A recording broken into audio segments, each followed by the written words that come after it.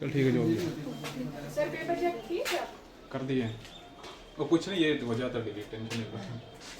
ठीक है, तो आज का जो हमारा टॉपिक है वो हमारा क्या है, respiratory organs of human being. हमने परसों पढ़ा था रेस्पिरेशन पढ़ा था, ठीक है, उसके बाद हमने पढ़ा था टाइप्स ऑफ रेस्पिरेशन। आज हमने पढ़ना है ह्यूमन बीइंग्स में जो रेस्पिरेटरी ऑर्गन है वो कौन सा है। तो मैंने आपको बोला था रेस्पिरेटरी ऑर्गन हमारा कौन सा है, लंग्स है। तो लंग से जो रेस्पिरेशन होती है that is known as pulmonary circulation, ठीक है ना, pulmonary respiration. The respiration by means of lungs is known as pulmonary respiration. सबसे पहले ध्यान से सुनना, छोड़ नहीं करना।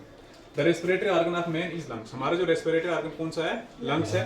Man has two lungs. हमारे पास कितने लंग्स होते हैं, दो लंग्स होते हैं, एक होता है लेफ्ट लंग, एक होता है राइट लंग। और याद रखना left lung is smaller than right lung, ठीक है। और दूसरा आपने याद रखना कि यहाँ पे इसके पास लोब्स होते हैं, ठीक है। राइट लंग में कितने लोब होते हैं, 3 होते हैं, और लेफ्ट में कितने होते हैं, 2 होते हैं। मैंने क्या लिखा है, the lungs are spongy in nature, they are located in the thoracic cavity. Thoracic का मतलब होता है चेस्ट कैविटी। हमारी जो चेस्ट कैविटी है that is known as thoracic cavity. Cavity का मतलब होता है खाली स्पेस। हमारे जो लंग्स होते हैं कौन सी कैविटी में होते हैं, थोरेसिक कैविटी में होते हैं, chest cavity, that is known as thoracic cavity. उसके बाद लंग्स आपका कोन शेप्ड होते हैं, एपेक्स होता है अबव पे। The right lung has 3 lobes and left lung has 2 lobes। Right lung के पास कितने लोब होते हैं, 3 होते हैं, और लेफ्ट लंग के पास आपके क्या होते हैं, 2 होते हैं। उसके बाद आपके पास ये जो है, the lungs are connected to the external nostrils through the respiratory passage, ठीक है, थ्रू रेस्पिरेटरी पैसेज। आपका जो लंग्स है एक्सटर्नल किससे कनेक्ट होता है, एक रेस्पिरेटरी पैसेज। जिस तरह लंग्स है तो लंग्स के ऊपर क्या है, ये आपका ट्रेकिया है, उसके ऊपर और आएगा लास्ट में क्या होगा आपका नोज, मतलब नोस्ट्रिल्स। अब यहाँ पे आपका जो रेस्पिरेटरी पैसेज अब किस किस से बना है, एक्सटर्नल नोस्ट्रिल्स। एक्सटर्नल नोस्ट्रिल्स होते हैं ये आपके जो 2 सुराख है नाक के, that's known as external nostrils. इसके पीछे कैविटी आती है, that is known as nasal cavity. उसके पीछे आपका क्या आता है, इंटरनल नोस्ट्रिल्स आता है, फेरिंग्स आता है, लेरिंग्स आता है, ट्रेकिया आता है, ब्रोंकिया आता है, ब्रोंक्यूल्स आता है। मतलब इस तरीके से in body parts, in parts में क्या होता है, आपकी एयर गुजरती है, तो आपका क्या होता है, रेस्पिरेटरी सिस्टम कंप्लीट होता है। अब सबसे पहले हम लंग्स को देखते हैं। लंग्स के ऊपर क्या हमारे पास ये जो है, ये क्या है, ट्रेकिया है। और याद रखना ट्रेकिया हमेशा किसका बना होता है, कार्टिलेज का बना होता है। कार्टिलेज क्या होता है, कार्टिलेज एक सॉफ्ट बोन होती है, जिस तरह ये कान की कार्टिलेज है। यहाँ पे इसलिए होता है कार्टिलेज ताकि क्या हो, ये आपस में कोलैप्स ना हो। बात समझ आ रही? अगर कार्टिलेज नहीं होगी, सॉफ्ट होगा, तो क्या होगा, कोलैप्स हो जाएगा। क्या होगा, कोलैप्स हो जाएगा। तो कार्टिलेज हो गए तो ये क्या करेगा, इसको प्रिवेंट करता है, किससे, कोलैप्सिंग से करता है। अब यहाँ मैंने क्या लिखा है, the trachea is the wind pipe located inside the neck. अब ये कहाँ पे होती है, आपकी एक विंड पाइप है, ये नेक के अंदर पाई जाती है। और उसके बाद ट्रेकिया डिवाइड करता है इनटू ब्रोंक्यूल्स कॉल्ड ब्रोंकाई। अब ये डिवाइड होगा, ये देखो ये आपका डिवाइड हो रहा है, ये किस में डिवाइड हो रहा है, ब्रोंकियो में हो रहा है। ये फर्दर डिवाइड होगा तो प्राइमरी, प्राइमरी के आगे क्या होगा, सेकेंडरी, सेकेंडरी के आगे क्या होगा, टेरिटरी।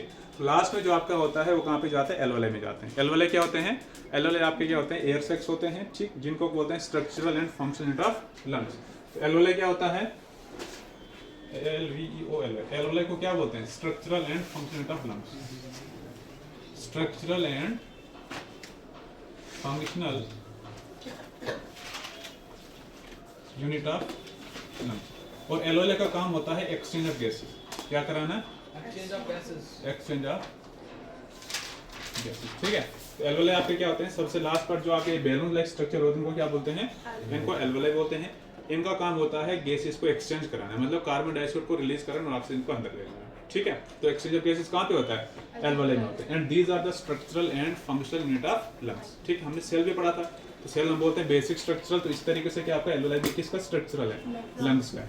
उसके बाद यहाँ पे देखना, यहाँ पे आपका ट्रेकिया है, ये फर्दर जब डिवाइड होता है किस में, प्राइमरी ब्रोंकाई में। ये फर्दर डिवाइड होगा किस में होगा, सेकेंडरी ब्रोंकाई में। या आपका टेरिटरी में, लास्ट में क्या होगा, टर्मिनल। टर्मिनल का मतलब होता है एंड। क्या होता है, एंड।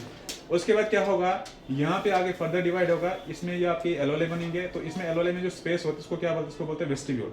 आपकी क्या होती है, वेस्टिब्यूल। स्पेस आपकी जो है that is known as vestibule. उसके बाद क्या होगा, यहाँ पे वो एक पार्ट है जिसको बोलते हैं इनफंडिबुलम। इसमें बहुत सारे सेक्स है जिनको क्या बोलेंगे, उनको बोलेंगे एल्वेलर सेक। तो मैंने यहाँ पे लिखा हुआ है, the secondary bronchi divides into territory bronchi. Secondary किस में डिवाइड होगा, टेरिटरी में होगा। उसके बाद टेरिटरी किस में होगा, टर्मिनल। टर्मिनल का मतलब होता है इसके आगे फर्दर डिवीजन नहीं होगी, मतलब लास्ट एंड होगा। उसके बाद क्या होगा, टर्मिनल किस में होगा, आगे ब्रोंक्यूल्स में होगा। उसके बाद ब्रोंक्यूल्स आपका किस में जाता है, एल्वेलर डक्ट में जाता है। डक्ट मतलब एक ट्यूब जैसी होती है। उसके बाद एल्वेलर डक्ट आपकी ओपन कहाँ पे होती है, वाइट स्पेस है, जिस वाइट स्पेस को क्या बोलते हैं, वेस्टिब्यूल बोलते हैं। ये आपकी एल्वेलर डक्ट है, ये ऊपर से यहाँ पे ओपन हुई, इस ओपन को क्या बोलते हैं, वेस्टिब्यूल बोलते हैं।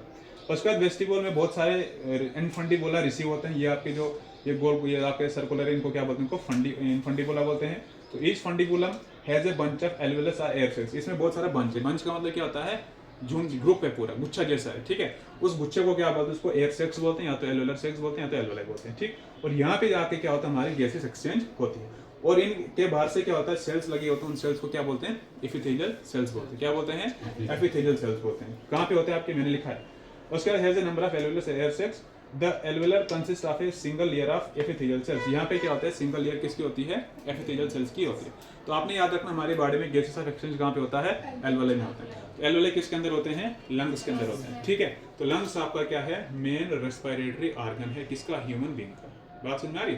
तो इसको आपने एग्जाम में इसी तरीके से लिखना है कि एक डायग्राम बनानी है आपने, ये वाले की और ये वाले की, उसको फर्दर आपने डिवाइड करना है। तो कल जो हम एक्सप्लेन करेंगे इसको एक्सप्लेन करेंगे कि एक्सटर्नल नियर्स क्या होते हैं, एक्सटर्नल नोस्ट्रिल्स क्या होते हैं, ट्रेकिया क्या होता है, फेरिंग्स क्या होता है, लैरिंक्स क्या होता है, इनको वन बाय वन एक्सप्लेन करना है। तो आज हमने सिर्फ जनरल पढ़ा है कि लंग्स क्या है, इसके बाहर से क्या है, अंदर से क्या है, कि कौन सा किस में डिवाइड होगा, इनफंडिबुला क्या होते हैं, एयर सेक्स क्या होते हैं। इसको आप अच्छे से तैयार करके लाओगे, ठीक है। इसमें किसी को दिक्कत है, नोट्स में आपको दे दूंगा, ठीक है। लोब्स, लोब्स का मतलब है यहाँ पे एक तरह का क्या स्पेस, खाली एक ये आगे खाना जैसा, ये दूसरा आ गया, ये तीसरा आ गया। वैक्यूल्स नहीं, यहाँ पे एक पार्टीशन बना हुआ है, ठीक है। हाँ, वैक्यूल्स तो आगे ना खाली स्पेस, यहाँ पे एक पार्टीशन है, यहाँ ये एक आ गया, ये एक लोब आ गया, ये दूसरा एक, ये एक दो, ये एक दो तीन। तो आपने याद रखना है राइट लंग में कितने लोब होते हैं, 3 होते हैं, लेफ्ट में कितने होते हैं, 2 होते हैं। और दूसरी बात आपने याद रखना है कि लंग्स के बाहर से एक कवरिंग होती है, क्या होती है, एक कवरिंग होती है, उसको क्या बोलते हैं, पिल्यूलर मेम्ब्रेन बोलते हैं। क्या बोलते हैं, पिल्यूलर मेम्ब्रेन बोलते हैं।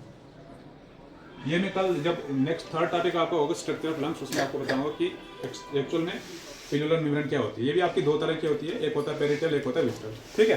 तो आपने टाइम कर दिया।